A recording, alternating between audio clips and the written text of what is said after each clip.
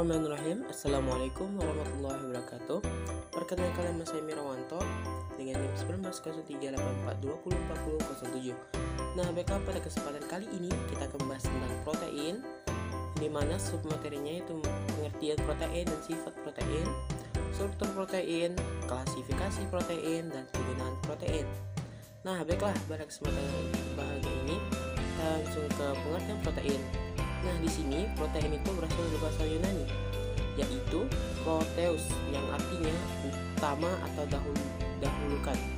Dan sini protein merupakan zat makanan berupa asam amino yang berfungsi sebagai pembangun dan pengatur tubuh.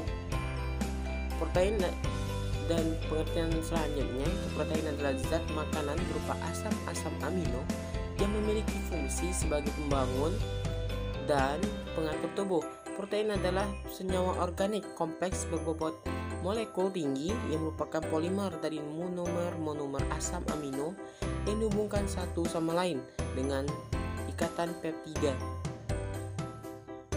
Baiklah, selanjutnya ke sifat-sifat protein.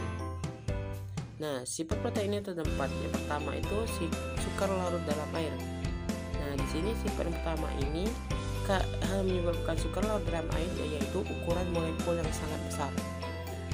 Nah, lanjut ke sifat kedua, yaitu dapat mengalami koagulasi oleh pemanasan dan penambahan asam atau basa. Nah, di mana koagulasi itu sendiri merupakan proses lanjutan yang terjadi ketika molekul protein yang didenaturasi membentuk suatu yang solid.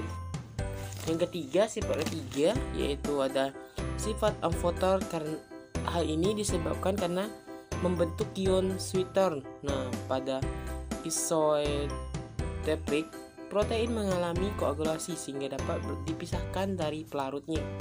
Nah, selanjutnya sifat keempat, yaitu dapat mengalami kerusakan. Nah, di sini kerusakan itu terdenaturasi akibat pemanasan. Pada denaturasi, protein mengalami kerusakan mulai dari struktur tersier sampai struktur primernya. Baiklah, selanjutnya kita akan masuk ke struktur protein. Nah, di sini struktur yang pertama itu struktur primer. Nah, struktur primer ini merupakan ikatan peptida dari asam amino pembentuk protein tersebut. Nah, kedua itu struktur kedua itu struktur sekunder. Nah, di mana struktur sekunder ini terbentuk dari ikatan hidrogen yang terjadi antara gugus amina dengan atom hidrogen pada rantai samping asam amino, sehingga membentuk kelipatan-lipatan, misalnya membentuk alpha helix. Oke. Baiklah, untuk struktur ketiga itu struktur tersier. Nah, di sini terjadi interaksi struktur sekunder yang satu dengan struktur sekunder yang lain melalui ikatan hidrogen, ikatan ion atau ikatan disulfida, bisa terbentuk rantai double helix. Nah, selanjutnya itu ada struktur yang terakhir, yaitu struktur quaterner. Nah, struktur quaterner ini melibatkan beberapa peptida sehingga membentuk suatu protein. Pada peristiwa ini kadang-kadang terselip molekul atau ion yang bukan merupakan asam amino. Misalnya pada hemoglobin yang pada protein terselip ion Fe3+. Baiklah, selanjutnya kita masuk ke klasifikasi protein. Baiklah, protein ini dapat diklasifikasi terdapat dalam bentuk serabut atau fibrosis, globular, dan konjungsi. Nah, yang pertama itu protein dalam bentuk serabut.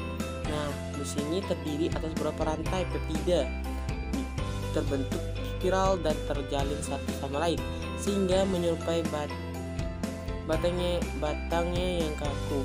Nah, karakteristik dari protein dalam bentuk serabut, yang pertama itu rendah daya larutnya. Yang kedua itu mempunyai kekuatan mekanis yang tinggi. Ketiga, tahan terhadap enzim pencernaan. Contoh yaitu protein dalam serabut ini, pertama itu kolagen, elastin, keratin, dan miosin. Nah, yang kedua itu klasifikasi yang kedua itu protein globular.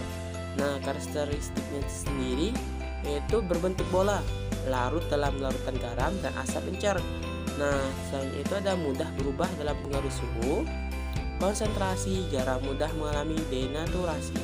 Nah, contohnya itu ada albumin, globulin, histon, protamin. Nah, selanjutnya itu ke klasifikasinya 3 itu protein konjungsi. Nah, di sini merupakan protein sederhana yang terikat dengan bahan-bahan non asam amino atau gugus prostetik. Nah, contoh di sini yaitu nukleoprotein, lipoprotein, fosfoprotein, metaloprotein. Baiklah, selanjutnya itu ada jenis-jenis protein. Nah, di sini jenis-jenis ini berdasarkan komponen yang pertama, yaitu ada protein bersahaja, merupakan campuran terdiri dari asam amino. Oke, yang kedua itu protein kompleks, selain terdiri dari asam amino juga terdapat komponen lain, unsur logam, gugus fosfat, dan lain-lain. Nah, selanjutnya yang 3 yang protein merupakan ikatan antara intermediate produk sebagai hasil hidrolisa parsial dari protein natif. Nah, yang kedua itu jenis protein berdasarkan sumber. Nah, pertama itu ada protein hewani, berasal dari binatang atau hewan ya. Contohnya itu daging, susu, dan lain-lainnya. Yang kedua, protein nabati, ini berasal dari tumbuh-tumbuhan. Contohnya jagung. Nah, berdasarkan dari tumbuhan, klasifikasi protein dapat pula dilakukan berdasarkan fungsi fisiologinya berhubungan dengan adanya dukungan bagi pertumbuhan badan dan bagi pemeliharaan jaringan. Yang pertama itu protein sempurna, yang kedua protein setengah sempurna, yang terakhir adalah protein tidak sempurna. Baik, dan pembahasan terakhir yaitu kegunaan protein. Nah, di sini kegunaan pertama itu sebagai enzim. Nah, di mana protein ini sebagai enzim merupakan biokatalis. Bagian utama molekul enzim disebut apoenzim, merupakan molekul protein. Nah, selanjutnya yang kedua itu ada alat angkut.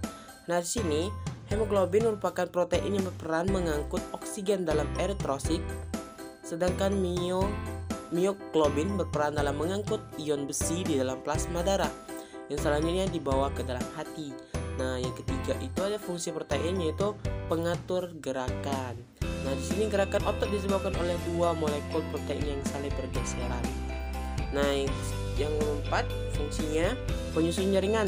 Nah, di mana berfungsi sebagai pelindung jaringan, di bawahnya misal keratin pada kulit dan lipoprotein yang menyusun membran sel. Yang fungsi yang kelima yaitu protein cadangan. Nah, di sini merupakan protein yang berfungsi sebagai cadangan makanan, misalnya kecambah, ovalbumin. Nah, selain itu ada fungsi yang keenam, antibodi. Antibodi ini berperan dalam melindungi tubuh dari mikroorganisme patogen. Nah, selanjutnya itu ada fungsi yang ketujuh yaitu pengatur reaksi. Nah, di mana protein pengatur ini berfungsi sebagai pengatur reaksi di dalam tubuh. Misalnya insulin yang berperan dalam mengubah glukosa menjadi glikogen. Nah, situ fungsi yang ke-8 itu pengendali pertumbuhan. Nah, di sini fungsi itu bekerja sebagai penerima reseptor yang dapat memengaruhi fungsi bagian-bagian DNA. Mungkin hanya itu saja pembahasan kita pada hari ini terkait protein. Saya ucapkan terima kasih. Wassalamualaikum warahmatullahi wabarakatuh.